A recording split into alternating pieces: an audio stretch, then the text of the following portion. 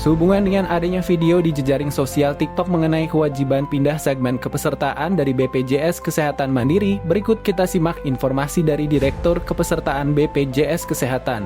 Ada juga kadang-kadang daftarkan BPJS gratis, karena memang banyak sekali masyarakat yang didaftarkan pemerintah, tapi mekanismenya jelas tidak melalui WA ataupun SMS. Gratis itu justru dari pemerintah yang akan aktif kepada masyarakat, tidak melalui jalur-jalur seperti itu. Biasanya daftarkan melalui link ini, nanti linknya mengarah kepada install aplikasi dan sebagainya. Itu yang saya sih pastikan lah, bukan dari BPJS Kesehatan, pasti tidak verified. Dari penjelasan tersebut dapat ditarik kesimpulan jika tidak ada kebijakan yang mengatakan jika BPJS Kesehatan gratis tahun 2024 atau 2025 untuk peserta mandiri atau PBPU harus dialihkan ke BPJS Kesehatan yang bersifat gratis atau PBI.